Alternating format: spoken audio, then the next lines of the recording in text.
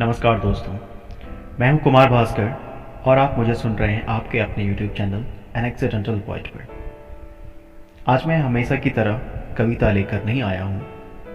आज कविता से इतर एक लघु कथा है जिसका शीर्षक बुढ़ापे की लाठी है। आशा करता हूं कि आप मेरी कविताओं की तरह इस लघु कथा को भी उतना ही प्यार और सम्मान देंगे और कमेंट में अपनी प्रतिक्रिया जाहिर करेंगे। चलिए शुरू करते हैं। जेठ की बड़ी दोपहरिया थी। धरती सूरज के तप्त किरणों से बेजान हुआ जा रहा था। गर्म हवा धू धू कर तेजी से हर एक वस्तु को तपाती जा रही थी। इक्का दुक्का लोग बस जरूरी काम से बाहर निकल रहे थे। बारिश की एक एक बूंदों के लिए पशु पक्षियां तरस रहे थे। अजय उस चिलचिलाती धूप में घर से बाहर निकला। पास की एक दुकान में गया। भैया, ओ भैया, एक मिनरल वाटर की बोतल देना, बहुत प्यास लगी है। हाँ, अभी देता हूं, दुकानदार ने कहा। अजय वहीं पास रखी कुर्सी पे बैठ गया और किसी उधेर बुन में खो गया। पत्नी की आवाजें उसके कानों में अभी भी गूंज रही थी। छोड़ क्यों नहीं आते अपने माँ बाप को वृद्धाश्रम में? क्या तुम ही एक श्रवण कुमार हो? परेशान हो गई हो इनकी सेवा करते करते। कभी ये दो, कभी वो दो। दवाइयां तो इतनी है कि खत्म ही नहीं होती। पड़ोस में राकेश भाई साहब को देखो, कितना खुश है अपने परिवार के संग। महीने में एक बार दिखाते हैं अपने माँ बाप को। मैं तो परेशान हो गई हूं तुम्हारे माँ बाप के जिक जिक से। अजय को बहुत गुस्सा आया, पर कर भी क्या सकता था।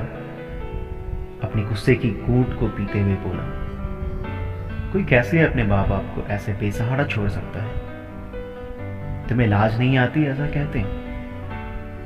तुम्हारा भाई अपने माँ बाप के साथ ऐसा करे तो कैसा लगेगा? मैं कुछ नहीं जानती। तुम आजकल में इन्हें वृद्धाश्रम में डालाओ, नहीं तो मैं साथ नहीं रहने वाली। फिर संभालते रहना अपने बच्चे और दो बूढ़ों को। चिल्लाते हुए रजनी अपने कमरे में चली गई। अजय भी पैर पटकता हुआ घर से बाहर निकल गया। अजय के मन में अंतर्द्वंद चल रहा था, करे तो क्या करे। पत्नी और बच्चों को छोड़ नहीं सकता था। माँ बाप को त्यागने के अलावा कुछ सोच नहीं रहा था। तभी एक आवाज ने उसे उसकी चेतना को जगाया। बाबूजी, ओ बाबूजी। अजय ने पलटकर देखा। एक वृद्ध व्यक्ति उसकी ओर व्याकुलता से देख रहा था। उम्र यही कोई 70 के आसपास होगी। पसीने से लथपथ बेचारे ने बस एक पुरानी धोती पहनी थी और गले में एक गमछा था। मेरे पास छुट्टे नहीं है आपको देने के लिए और मैं ऐसे ही परेशान हूं। आप आगे बढ़ो। नहीं नहीं नहीं, आपको गलतफहमी हुई बाबूजी। मैं भिखारी नहीं हूं। प्यास से गला सूखा जा रहा था, जैसे आज मेरी जान लेकर रहेगी।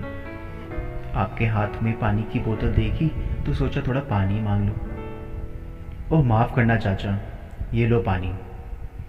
बूढ़े ने पानी अपने हलक में उतारी। चेहरे से लगा जैसे तृप्त हो गया। पानी पीकर धन्यवाद बेटा बोला और जाने लगा। अजय ने बड़बड़ उस बूढ़े से पूछ लिया, चाचा इतनी तपती धूप में कहाँ जा रहे हो? आराम कर लो। नहीं बेटा, वो ठेला देख रहे हो? सड़क किनारे खड़ी एक ठेला गाड़ी दिखाते हुए बोला, जिसमें कई बोरे अनाज रखे हुए थे। अनाज है उसमें, बाजार में सेठ को पहुंचाना है। पत्नी की तबीयत जरा नासाज है, दवाई के लिए पैसे भी नहीं हैं। सेठ से जाकर ही लूंगा। इतनी उम्र में भी काम करते हो चाचा? बेटे नहीं हैं? है ना, दो दो बेटे हैं। बूढ़े के आंखों में चमक आ गई। एक बेटा हैदराबाद में इंजीनियर और एक सरकारी अफसर है दिल्ली में। फिर आप ये काम क्यों करते? क्या कहूं बेटा, अपनी अपनी परिवार में व्यस्त हैं दोनों। आखिर बूढ़े माँ बाप तो बोझ ही होते हैं आजकल। फिर भी मुझे कोई शिकायत नहीं उन लोगों से। जहां रहे सुखी और स्वस्थ रहे। यही ईश्वर से प्रार्थना करता हूँ। कहते हुए बूढ़ा आगे बढ़ गया, सड़क पार खड़ी ठेले को उठाया और धीरे धीरे बढ़ता गया। अजय उस बूढ़े को तब तक देखता रहा जब तक वो उसकी आंखों से ओझल ना हो गया। अब अजय की आंखों में आत्मविश्वास की चमक थी और अपने माँ बाप के लिए अपनी सोच के प्रति ग्लानि। उसकी आंखों पे जो पर्दा उसकी पत्नी ने डाला था, जो अंधकार उसकी कड़वी बातों से छाया था, अब वह छट चुका था।